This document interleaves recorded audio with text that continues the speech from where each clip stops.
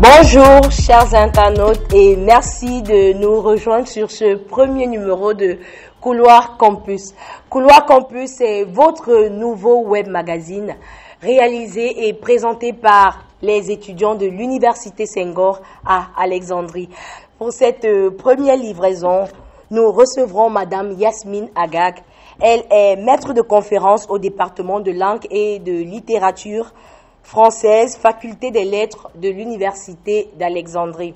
Elle nous parlera de ses rapports avec l'Université Senghor et elle sera interviewée par Monsieur Madia Ndiaye.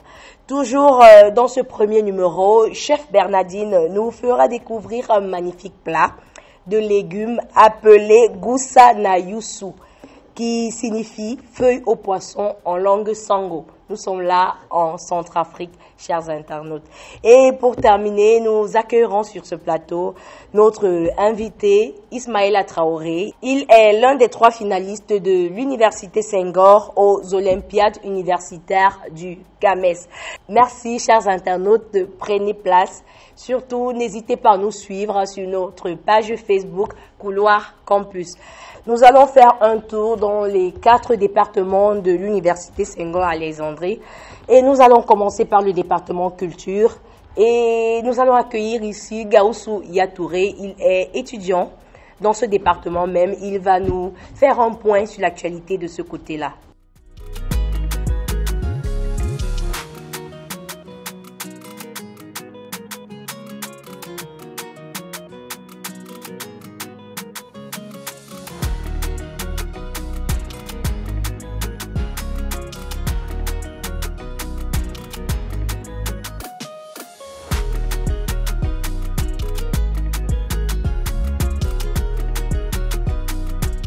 Bonjour Gaoussou. Bonjour Samira.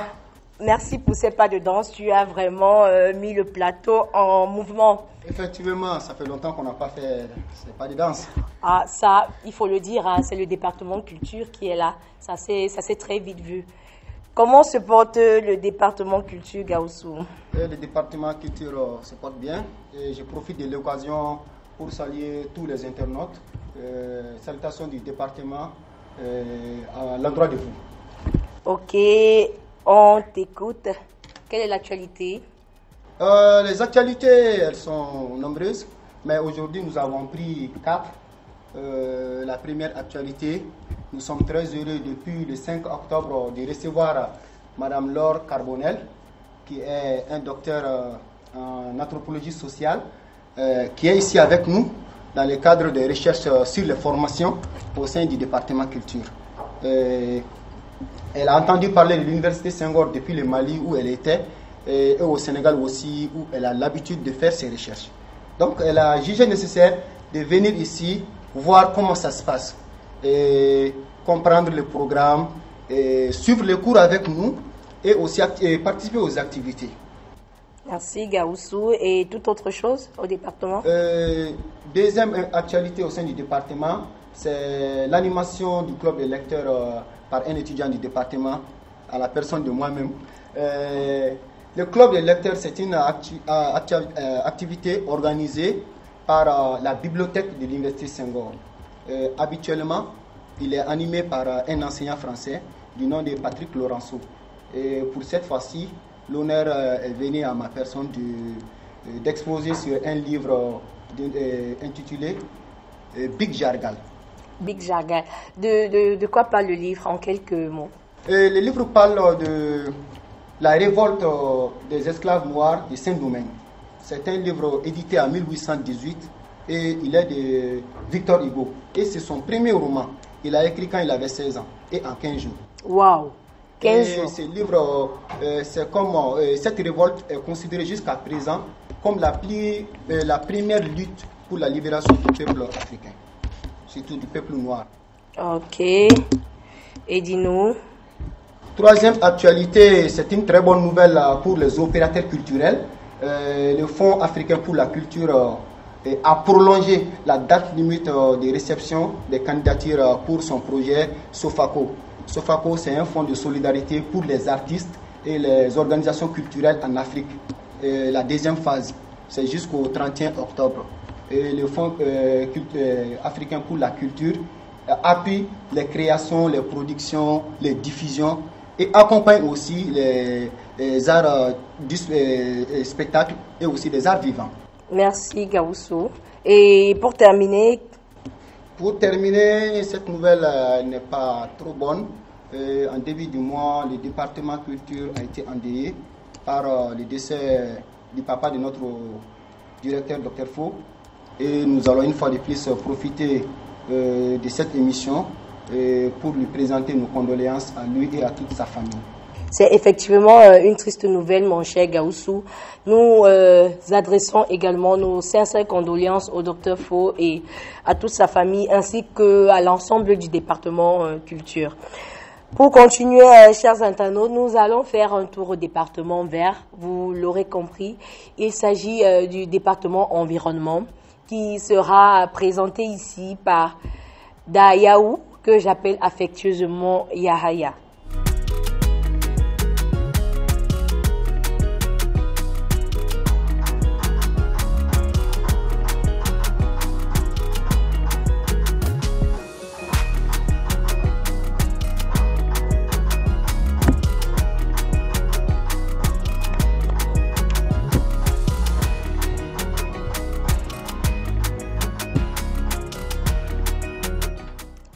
Bonjour ma chère Dayaou. Bonjour Samira. Comment tu vas? Ça va très bien, merci. Bonjour chers internautes. Je vous amène dans une petite visite du département vert. Pour commencer, le département environnement, c'est 2 spécialités, gestion de l'environnement et gestion des aires protégées. 45 auditeurs, un directeur et papa, le docteur Martin Elkouni, et la plus charmante des assistantes, Madame Marie Samy. On en profite pour lui envoyer plein de bisous. Dis-nous, ma chérie, qu'est-ce qui fait l'actualité dans ton département? Alors, 3 sujets constituent l'actualité du département vert. Pour commencer, une conférence sur la criminalité environnementale. On a tous entendu parler du commerce illégal du bois de rose à Madagascar et de l'ivoire en Afrique de l'Ouest. Ce ne sont que des exemples de crimes environnementaux qui actuellement ne cessent d'augmenter. De ce fait, le docteur Martin Elkouni a organisé pour les auditeurs du département environnement une conférence sur la criminalité environnementale. Cette conférence sera animée par un expert de l'UICN. Cette conférence entre dans le cadre général de la formation à l'université Senghor et pourra être inscrite comme supplément de diplôme. Ma très chère Samira, la date du 22 octobre, ça te dit quelque chose? Oui, je crois que c'est ton anniversaire et j'espère que je serai invitée pour partager le gâteau. J'aurais bien aimé, mais malheureusement, non, ce n'est pas mon anniversaire. Chaque 22 octobre de l'année, nous célébrons la journée mondiale de l'énergie. À cet effet, le département environnement organise une célébration qui s'étale du 25 au 30 octobre. Ces activités sont entre autres une campagne de sensibilisation au niveau de l'université Senghor et un webinaire, une conférence en ligne, qui sera animée par un panel d'experts internationaux. Cette initiative de célébration est prise par Mimea Consulting, un groupe d'étudiants du département. En dernière ligne de cette actualité du département environnement, les cours en ligne ouverts et massifs, ou comme disent nos chers amis anglophones, les MOOC. L'université Senghor, à travers son département environnement, est impliquée dans l'organisation des MOOC du programme PAPACO et de la plateforme francophone Objectif 2030. 6 MOOC sont proposés par le programme PAPACO, c'est surtout sur la conservation et les aires protégées. Et sur la plateforme Objectif 2030, c'est sur le développement durable et l'environnement. Nous vous invitons à cet effet, chers internautes, à visiter les sites objectif2030.org et MOOC-conservation.org pour en savoir plus et bien sûr vous inscrire sur les différents MOOC. Oui, Yahaya, quelque chose à dire encore à nos internautes? Nous vous remercions et Samira, merci beaucoup pour l'invitation. Merci, c'était un plaisir de t'avoir sur notre plateau et à très bientôt, ma très chère Yahaya. À présent, nous allons faire un tour au département management. Et c'est la manager, Priska, qui va nous faire découvrir ce qui se passe dans ce département en ce moment.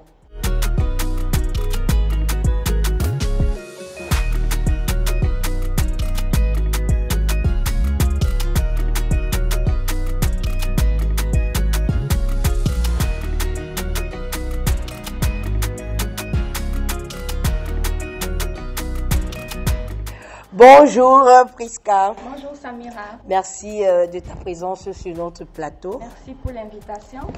Dis-nous, qu'est-ce qui fait l'actualité dans ton département, le département management? Bonsoir chers internautes. Bon, je vais commencer mes propos en vous faisant un bref aperçu du département management, dirigé par le plus jeune directeur, Dr Alioune Ramé, assisté de Madame Suzanne Oussef, toujours à l'écoute des auditeurs. Bon, d'entrée de jeu, Samira, je peux te dire que le département management est le département le plus dynamique de l'université. Le plus dynamique, pourquoi Priska? Pour preuve, l'année dernière, le bureau des étudiants de l'université a été dirigé par un manager et cette année encore, les étudiants ont élu un manager comme président. Ah ça? En management, la pratique suit la théorie. Il faut le dire. Hein. En première actualité, nous avons 12 nouveaux étudiants qui nous ont rejoints en M2, ce qui fait un total de 54 étudiants inscrits en master, dont 31 en management des projets et 23 en gouvernance et management public. Parmi ces étudiants, nous avons 7 qui ont rejoint le parcours bidiplômant avec l'École nationale d'administration publique du Québec. Comme deuxième actualité, nous préparons la journée internationale du management des projets, qui est célébrée tous les premiers jeudis du mois de novembre. Pour cette année, elle sera célébrée le 5 novembre. Mais du fait des événements liés au trentenaire, les activités ont été décalées de quelques jours. Elle parlait effectivement du trentenaire de l'université Senghor. Vous l'aurez constaté, tous nos reporters sont habillés aux couleurs des 30 ans de l'université Senghor qui se célébrera du 2 au 5 novembre.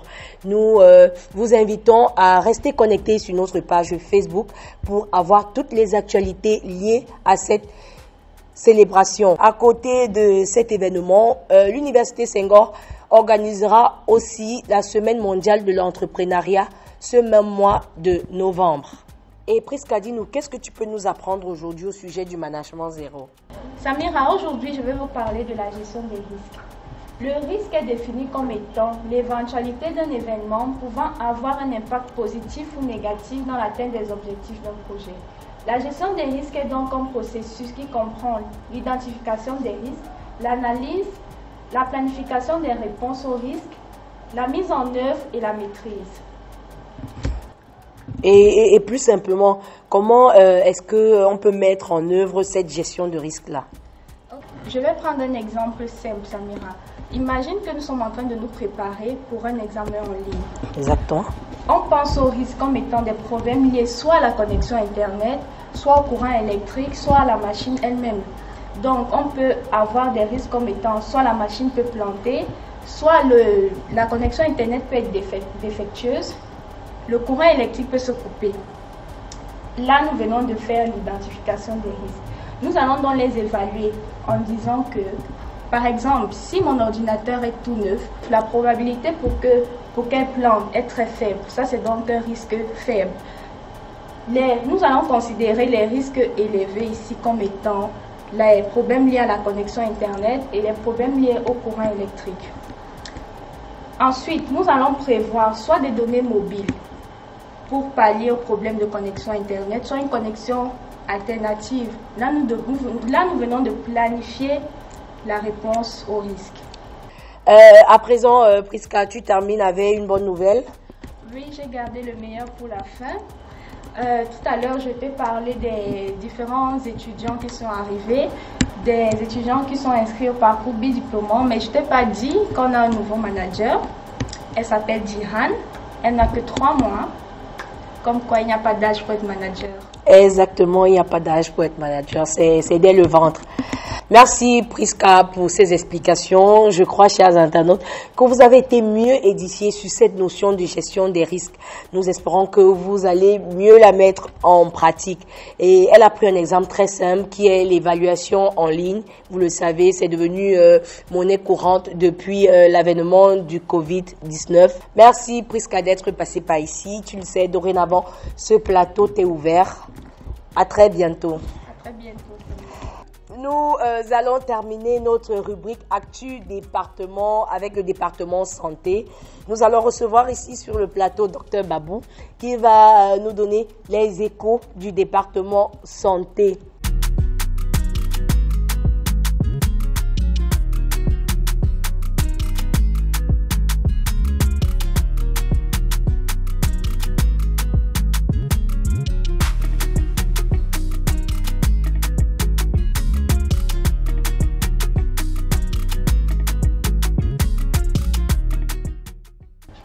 Bonjour, docteur Babou. Bonjour Samira. Merci d'être avec nous aujourd'hui sur ce plateau. Merci pour l'invitation. Vous êtes tout en beauté, docteur, dites-nous. Disons que juste avant le début de l'émission, nous sommes passés sous les doigts de fée de Marie Gaye. Donc, en voici le résultat. Nous profitons, chers internautes, pour remercier notre maquilleuse de l'Université Senghor, Marie Gaye, du département culture. Bisous à toi, Marie. Nous entendons beaucoup parler dernièrement du terme Octobre Rose, docteur. Que signifie le thème Octobre Rose et d'où vient ce mot? Merci pour la question parce qu'elle est d'importance. Déjà dans les années 80 aux États-Unis, les Américains avaient pris l'habitude au mois d'octobre de sensibiliser sur le cancer du sein. Et donc toujours aux États-Unis, il y a une dame de fer, une pionnière qui était particulièrement préoccupée sur cette question, qui était personnellement concernée, donc qui a décidé de labelliser vers 1990 le ruban rose comme signe, comme symbole de la lutte contre le cancer du sein.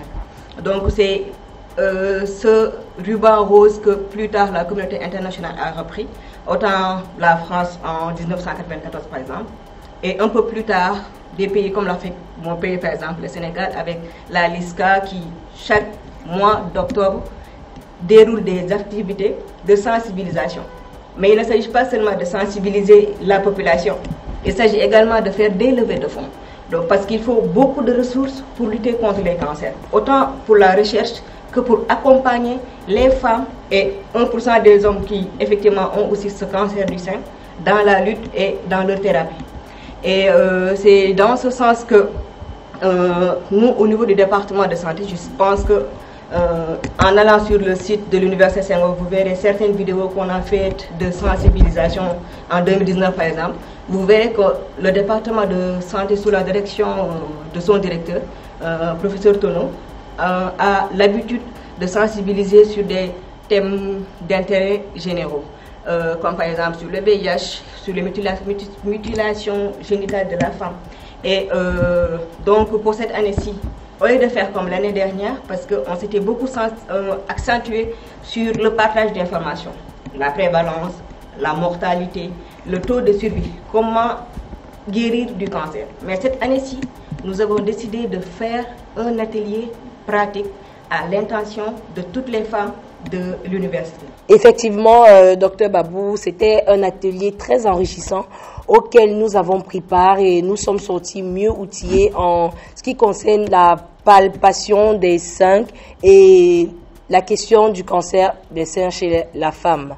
Effectivement, c'était un moment de partage très intéressant pour toutes les femmes de l'université, autant la communauté estudiantine que le personnel féminin.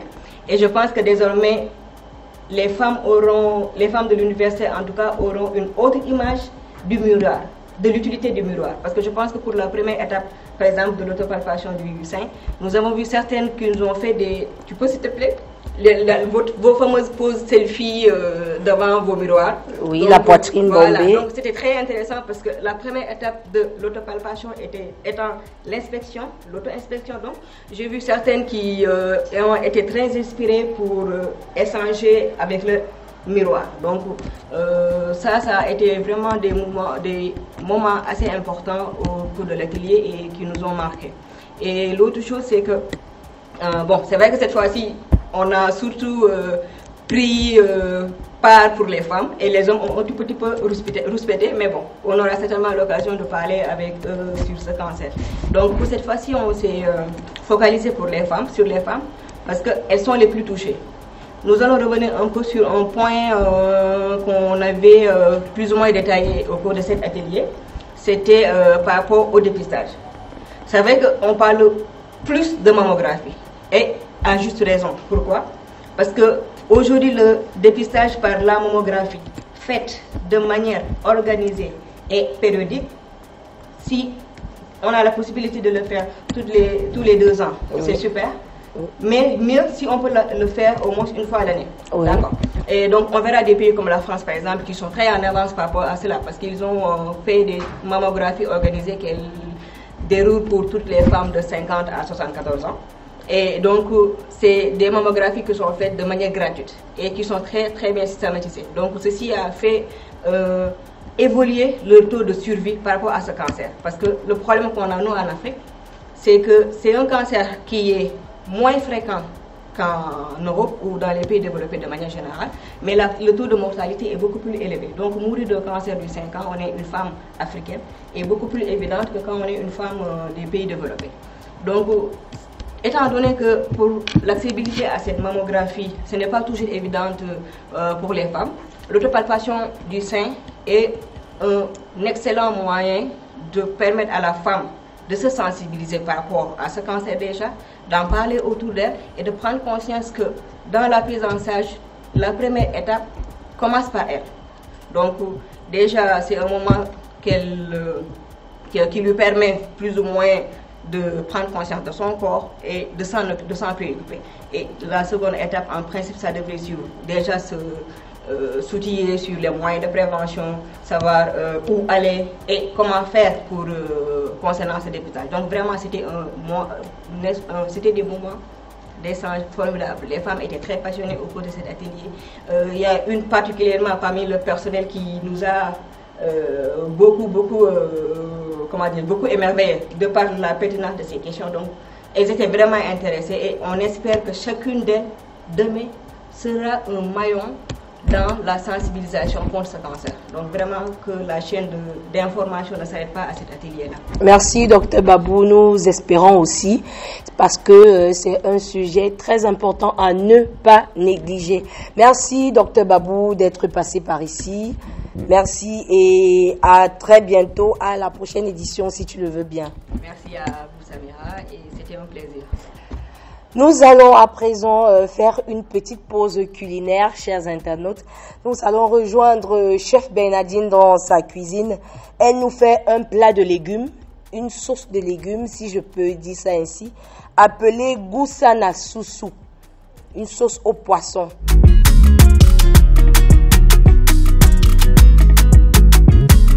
Aujourd'hui, je vais vous préparer un mets de chez moi que d'autres personnes connaissent sous d'autres noms et communément appelé en français le jute ou encore le goussa en sango avec du poisson. Et pour la préparation de ces mets, on aura besoin du poisson, des feuilles de jute, les graines ou poudre de néré, du sel, cube magie, des oignons, de l'ail, un peu d'huile. On doit ajouter du bicarbonate et un peu de poivre. Maintenant, nous allons démarrer la cuisson.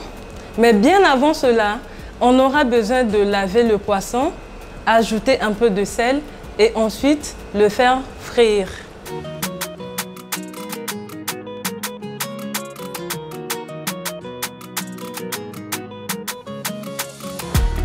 Après avoir bien lavé mon poisson et assaisonné, je vais maintenant les faire frire. Mais entre-temps, je vais mettre de côté de l'eau pour cuire les légumes. Avant de les cuire, n'oubliez pas, il faut bien les laver.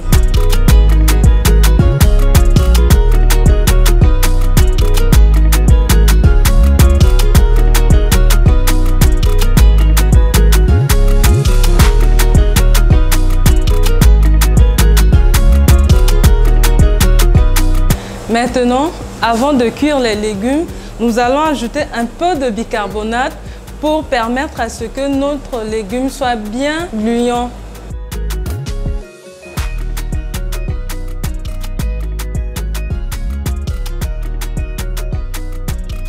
On va maintenant dépecer le poisson en petits morceaux pour enlever les arêtes.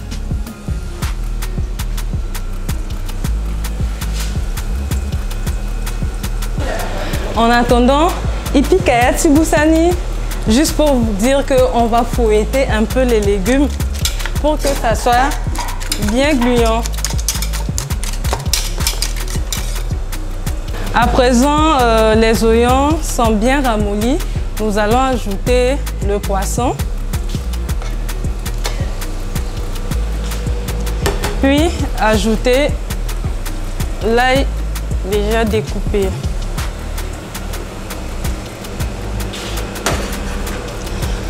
En faisant ça, je vais rajouter un cube Maggi.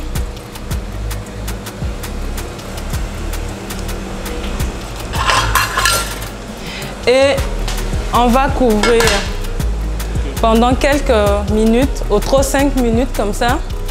Entre-temps, les légumes sont bien cuits déjà. Je vais juste rajouter après 5 minutes. Les 5 minutes passées, nous allons ajouter un peu de poivre pour donner du goût à la sauce.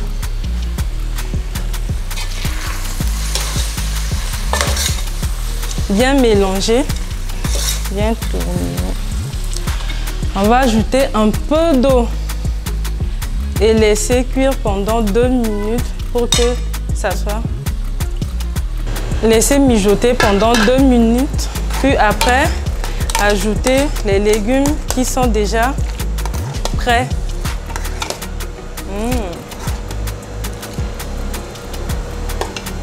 Après avoir ajouté les légumes, il faut éviter de trop tourner la sauce pour ne pas que les poissons s'émiettent. Laissons maintenant la sauce mijoter pendant 2-3 petites minutes et ça sera prêt. Passons maintenant à la préparation de la boule de maïs. On va faire bouillir l'eau, puis rajouter la poudre de maïs. Laisser mijoter pendant au moins 10 minutes et ajouter ensuite les fécules.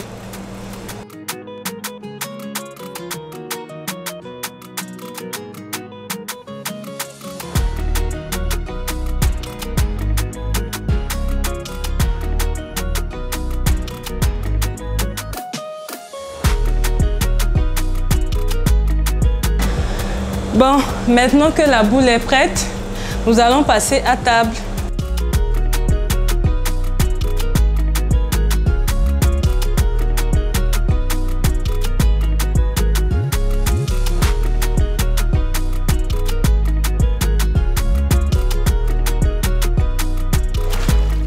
Merci Bernardine pour cette magnifique recette.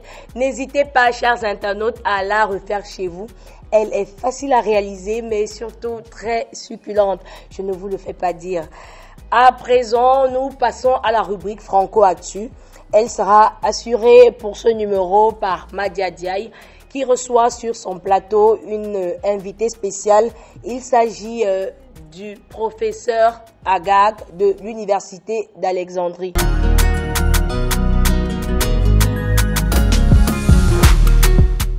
Merci Samira pour la parole. Bonjour Madame Yasmine Agag. Bonjour. Merci d'avoir bien voulu accepter notre invitation. Merci à vous de m'y avoir invité et ça me fait un grand plaisir. Alors, je rappelle qu'on est à notre premier numéro de l'émission Couloir Campus avec la rubrique Franco Actu. Madame Agag, voudriez-vous bien vous présenter à celles et ceux qui nous suivent? Bien sûr, merci encore une fois de m'y avoir invité. Et je tiens à vous féliciter pour votre première émission tout en vous souhaitant une très bonne suite pour les prochaines. Merci. Comme vous avez dit, je m'appelle Yasmine Agag et je travaille comme maître de conférence au département de langue et de littérature française à la faculté des lettres Université d'Alexandrie. Pour arriver à ce poste-là, en fait, j'ai commencé par des études littéraires dès l'école. Et après cela, j'ai étudié dans le même département de langue et de littérature française de la faculté des lettres Université d'Alexandrie, où après 4 années d'études, j'ai pu obtenir ma licence S-Lettres avec mention d'excellence. J'ai continué mes études supérieures dans la même voie, c'est-à-dire la langue et la littérature française. Mais pour le magistère, j'ai préféré me pencher plus sur l'étude de l'image et son impact sur la société. Parce que, comme vous le savez bien, l'image a de plus en plus d'influence sur la société, exactement comme le texte littéraire avant elle. Et c'est dans la même perspective que j'ai poursuivi mes études doctorales.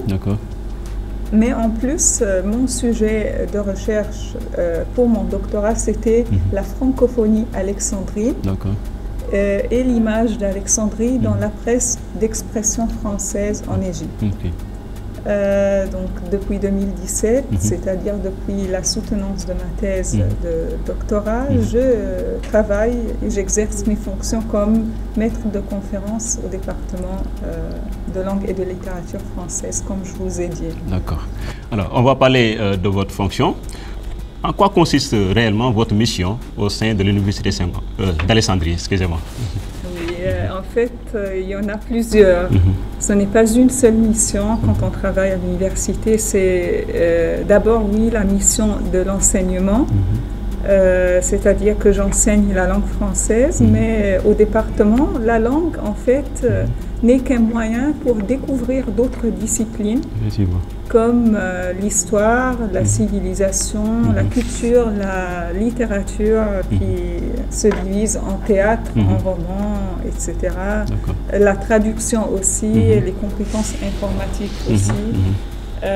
Voilà pour l'enseignement. Comme d'autres missions, il y a la recherche, bien évidemment. Donc, je continue mes recherches dans le même domaine de la littérature française, mais en parallèle de l'image. Et personnellement, je m'intéresse de plus en plus à l'histoire de l'art, que ce soit les arts plastiques, la sculpture ou, par exemple, les productions cinématographiques. Effectivement.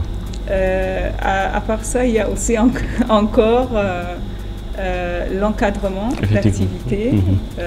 Par exemple, personnellement, au sein du département de langue et de littérature française, j'ai commencé le laboratoire de voix, ou le Vox Lab, qui fait des projets de doublage, d'autres projets audiovisuels selon les intérêts des étudiants. Et il y a aussi de temps en temps des concerts musicaux ou d'autres activités selon le temps. Finalement, il y a aussi pour l'université, toutes les universités, bien sûr, on s'intéresse au partenariat avec les autres acteurs de promotion de la langue française, que ce soit à Alexandrie, en Égypte ou au niveau international. On reviendra tout à l'heure dans les partenariats, mais comme vous le savez, la francophonie est très ancrée en Égypte. N'oublions pas que Feu Boutros Ghali a été le premier secrétaire général de l'OIF de 1997 à 2002, et l'université Senghor, qui a été fondée ici en Égypte, témoigne donc de la forte volonté des autorités de participer pleinement à la vie institutionnelle de l'OIF. Selon vous, qu'est-ce qui justifie cet intérêt de l'Égypte pour la francophonie? Je vous donnerai ma réponse, qui bien sûr n'est pas la réponse officielle des autorités, mais c'est mon point de vue. Commençons d'abord par la langue française, la présence de la langue française en Égypte. Bien que ce soit une langue d'une minorité, quand même, cette minorité est une minorité qui a beaucoup d'influence et qui a choisi la langue française comme langue de partage. Pourquoi? Parce que c'est la langue de culture, c'est la langue d'élite à un moment donné, mais c'est surtout la langue qui propage les valeurs culturelles universelles bien respectées par la communauté alexandrine à l'époque et égyptienne, pas seulement alexandrine, bien sûr. À un certain moment, par exemple, dans la communauté internationale, je ne dirais pas internationale, donc multinationale, où la vie intercommunautaire égyptienne, à une époque où il y avait plusieurs nationalités qui coexistaient ensemble, cette communauté a choisi la langue française comme langue de partage. Pourquoi? Comme je vous ai dit, parce que c'est une langue de partage de valeurs culturelles, mais aussi parce qu'il y avait une certaine affection envers cette langue. Et aussi, disons que c'est parce que l'anglais, par exemple, en même temps était la langue du colonisateur, donc le choix de la langue française était plus affectif, plus agréable pour les différentes communautés. En plus, il n'y avait pas beaucoup de Français qui vivaient sur le territoire égyptien, donc personne parmi les nationalités qui ont choisi de collaborer en langue française ne sentait de la subordination en parlant cette langue-là. Cette langue, oui. Cela d'un côté, mais d'un autre côté aussi, si nous regardons, si vous voulez parler de la francophonie institutionnelle, Oui. Nous savons bien que les fondateurs sont principalement africains. Léopold Sédar Senghor. Exactement, Oui. Léopold Sédar Senghor ou Amani Diori ou Exactement. d'autres. Donc l'Égypte, déjà à cette époque, entretenait de fortes relations avec les divers pays africains, D'accord. ce qui fait que dès le début, il y avait le soutien de l'Égypte Ok. à l'initiative. Et jusqu'à présent, les liens continuent à être forts Ok. entre les différents pays. Entre l'Égypte et africains. ses partenaires Tout à africains. fait. Effectivement. Tantôt, vous avez parlé de partenariat. On va rebondir là-dessus. Alors, vous savez que l'Université de Senghor, qui est un des opérateurs de la francophonie, a son siège ici en Égypte et plus précisément ici à Alexandrie. Et sans nul doute, vous entretenez avec Senghor des liens très très forts. Comment se passe cette collaboration avec l'université? L'université Senghor, pour moi, je l'ai connue très tôt quand j'étudiais à l'école puis à l'université et surtout à l'université. Quand, par exemple, j'ai commencé en étudiant la langue française à collaborer avec l'AUF, qui a son siège ici, autour du numérique dans l'enseignement. Et après cela, j'ai pu collaborer aussi avec les étudiants de l'université Senghor, surtout par exemple en ce qui concerne l'art oratoire. Effectivement. Et là, je crois que vous avez l'activité du concours d'éloquence qui a lieu. Effectivement. Je souhaite très bonne chance aux finalistes. Merci. Mais c'est vrai que j'ai beaucoup appris au niveau de l'art oratoire à l'université Senghor, dans la communauté d'art oratoire. À l'époque, c'était l'INU et d'autres, bien sûr, mais j'ai vraiment appris beaucoup de compétences au niveau du débat et de la prise de parole grâce à l'art oratoire à l'université Senghor. D'accord. Et plus récemment, bien sûr, par exemple, actuellement, c'est surtout l'activité Libre Ensemble que j'anime à l'université Senghor en collaboration avec l'université d'Alexandrie et d'autres universités vont joindre. Et l'initiative Libre Ensemble, c'est une initiative de l'Organisation internationale de la francophonie qui consiste à propager les valeurs de liberté, de solidarité, de respect au sein de l'espace francophone et surtout entre la jeunesse francophone. D'accord. On ne va pas terminer sans pour autant parler du trentenaire de l'Université Senghor. Comme vous le savez, l'université s'apprête à fêter ses 30 ans. À cette occasion, quel message aimeriez-vous transmettre? Bien sûr, d'abord, je tiens à féliciter l'université pour le trentenaire. Joyeux anniversaire. Merci à vous. L'université est jeune, en fait, et je crois que ceci est un message en lui-même. C'est un coup de pouce à la jeunesse. Effectivement. Exactement, que ce soit francophone, africaine ou autre. Donc, c'est l'occasion de passer un message à la jeunesse. Vous, à l'université Senghor, comme vous le savez très bien, vous êtes arrivé ici suite à des concours très rigoureux. Et du coup, je dirais que les étudiants de l'université Senghor sont la crème des diverses sociétés francophones. Donc, c'est à vous la mission de, après cela, partager vos compétences avec les autres collègues ou les futures générations ou les pays respectifs auxquels vous allez retourner après cela. Donc, c'est une responsabilité, mais c'est une chance aussi. À l'université Senghor, vous avez la chance aussi de découvrir plusieurs cultures. Par exemple, que vous n'auriez pas rencontré si ailleurs, vous étiez exactement chacun dans son pays. C'est ça. Donc, c'est l'occasion de découvrir l'autre, de mieux le connaître, de mieux vous connaître et de mieux collaborer après cela et enrichir le continent et l'espace francophone par vos projets futurs. Inch'Allah. Inch'Allah. Merci Madame Yasmine Agag. Merci aussi à vous qui avez bien voulu nous accorder votre temps pour suivre cette émission. Samira, à toi la parole. Merci à toi Madia. Chers internautes, et si on allait en balade? Pour ce premier numéro, notre reporter Victoria va nous conduire dans les rues d'Alexandrie, mais elle va surtout nous expliquer pourquoi le nom Alexandrie, quelle est l'origine de ce nom.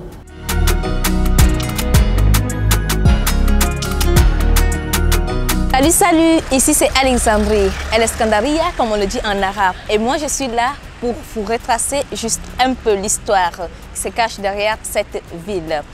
Comme vous voyez, l'histoire d'Alexandrie commence avec sa fondation par Alexandre le Grand en 332 avant Jésus-Christ. Le nom d'Alexandrie est formé sur le nom de son fondateur, qui porte ce nom en grec, mais les Égyptiens ont toujours désigné comme Raklek, qui désigne la construction. La ville d'Alexandrie est connue par son phare. Et comme vous constatez, le phare d'Alexandrie a été construit au IIIe siècle avant Jésus-Christ, puis détruit par deux tremblements de terre au IVe siècle. Aussi, ce fut pendant près de 2 millénaires l'une des 7 merveilles du monde. Après sa fondation, la ville devient le chef-lieu des dynasties d'Égypte et grandit très rapidement pour devenir l'une des plus grandes villes.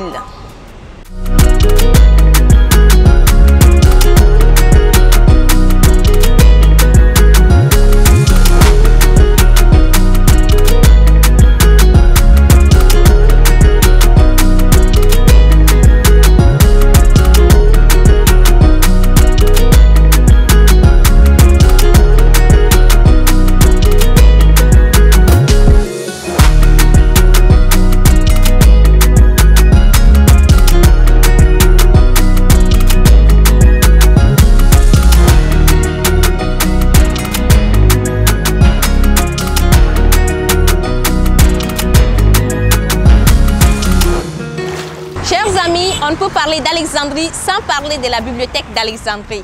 Et comme vous voyez, la bibliothèque d'Alexandrie était notre centre d'intérêt. Déjà, à partir du IIIe siècle avant Jésus-Christ, plus d'1 million de documents ont été conservés, mais qui, malheureusement, ont disparu par la suite. Mais la bonne nouvelle en est qu'à partir de 2003, une nouvelle bibliothèque a été construite et qui mérite d'être visitée. Merci Victoria pour cette magnifique visite dans les rues d'Alexandrie. Nous espérons, chers internautes, que vous avez adoré. À présent, nous allons accueillir sur ce plateau un invité de marque. Il s'appelle Monsieur Ismaïla Traoré. Il est étudiant à l'Université Senghor en master spécialité gestion globale des risques et des crises. Il est l'un de nos 3 finalistes pour le Grand Prix des Olympiades universitaires du CAMES. Il est avec nous aujourd'hui sur ce plateau.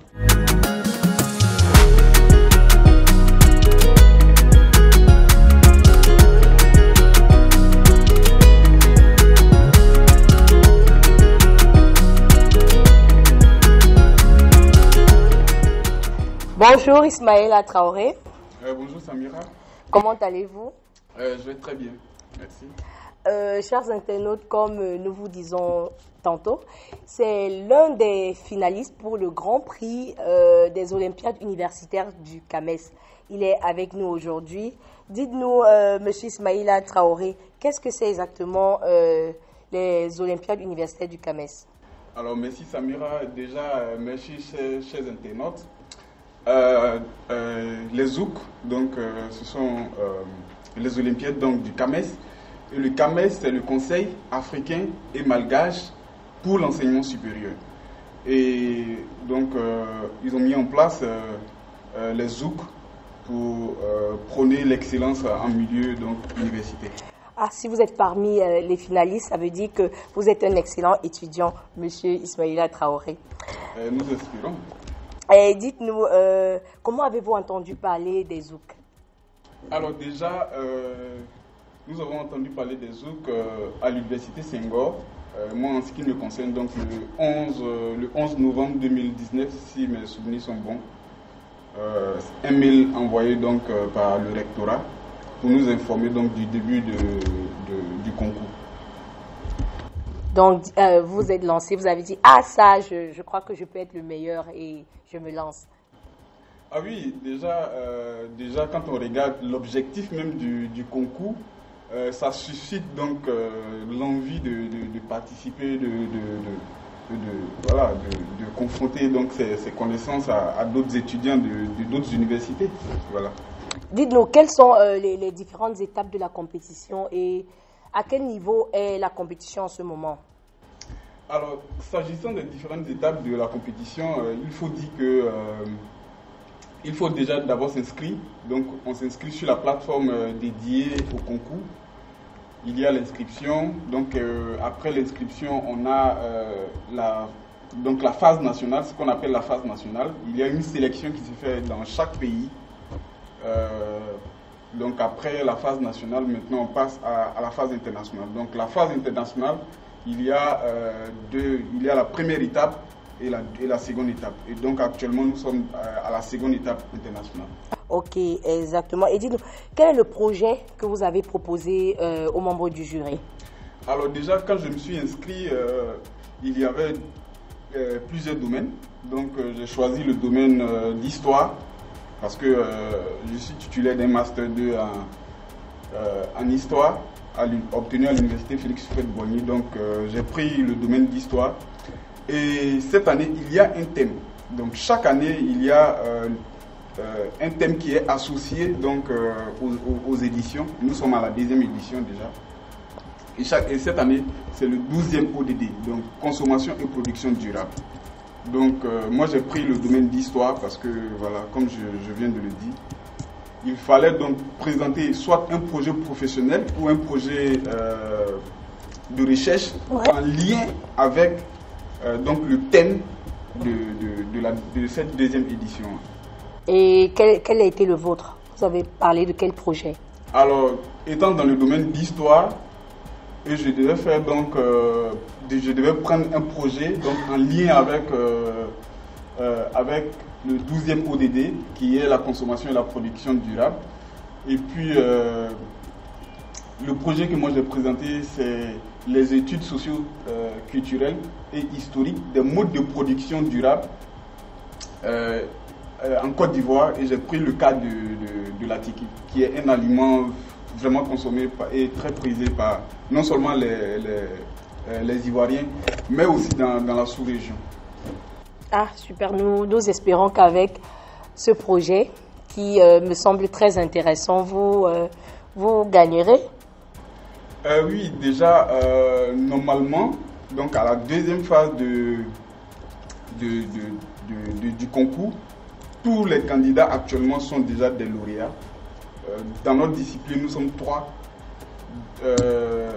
On cherche maintenant à savoir, après les présentations, on cherche maintenant à savoir qui sera premier, 2e ou 3e. Mais déjà, tous les candidats qui sont admis sont lauréats. Et à quand la réponse? Quand est-ce qu'on saura qui sera le premier? Alors déjà, il faut rappeler que cette année a été une année particulière à cause de la situation donc, sanitaire. Oui, le Covid. Qui a fait de sorte, qui a donc amené les organisateurs à reporter donc la date du concours. Et donc finalement, les résultats seront donc communiqués à Dakar. Ils ont dit dans la 2e semaine du mois de décembre, donc 2020. Mais on ne sait pas exactement, mais ça sera dans la 2e semaine du mois de décembre. Okay, donc, tous les candidats doivent être à Dakar. Donc, en cette période-là. Oui. Ah, donc officiellement, vous êtes déjà partant? Oui, non, tous les candidats qui ont fait une présentation donc, de leur projet doivent se rendre à Dakar. Donc il y aura un dîner gala organisé par le CAMES. Et c'est lors donc, de ce dîner gala que voilà, les prix seront décernés aux différents candidats. Ok, ça, nous n'avons pas cette information. Merci, Monsieur Ismaïla Traoré. Et dites-nous pour terminer, quels sont vos objectifs? C'est-à-dire, vous avez présenté votre projet, vous irez à Dakar et après, c'était pour gagner ou bien vous comptez vraiment mettre en place ce projet si les moyens vous le permettent? Alors déjà, pour moi, ce n'est pas que pour gagner. C'est vrai que pour gagner, il y a un prix qui est décerné donc au premier, au deuxième ou au troisième. Mais pour moi, le prix, c'est important, mais ce n'est pas le plus important. Donc le plus important, ce sont les connaissances en fait. C'est d'avoir déjà participé donc, à cette deuxième édition et donc apprendre de nos professeurs, apprendre, savoir encore plus sur la recherche. Voilà quoi. Okay, merci beaucoup, Monsieur Ismaïla Traoré, d'être passé sur ce plateau. Vous avez tous nos vœux de réussite, tous nos vœux de victoire et profitez à Dakar, visitez le pays est beau et à très bientôt. Merci, Monsieur Ismaïla Traoré. Alors merci Samira, merci chers internautes, merci de nous avoir suivis et à très bientôt. À très bientôt, Monsieur Ismaïla. Vous l'aurez compris, chers internautes, c'est la fin de cette première édition de Couloir Campus. Nous avons été heureux d'être avec vous. Nous reviendrons très bientôt pour le deuxième numéro. N'hésitez pas à nous suivre sur notre page Facebook Couloir Campus. Nous attendons toutes vos suggestions, tout ce que vous voulez voir, tout ce que vous avez vu, vous avez aimé. Nous attendons tout, chers internautes. Merci et à très bientôt. Samira, à toi la parole. Oui. Par la suite, le fer fruit, le fer fruit, le fer fruit. Le fer fruit. Merci Gaoussou d'être passé ici.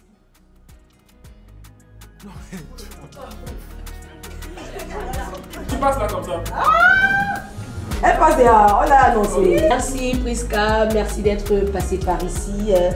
Bon retour à toi et à très bientôt. Merci Samira.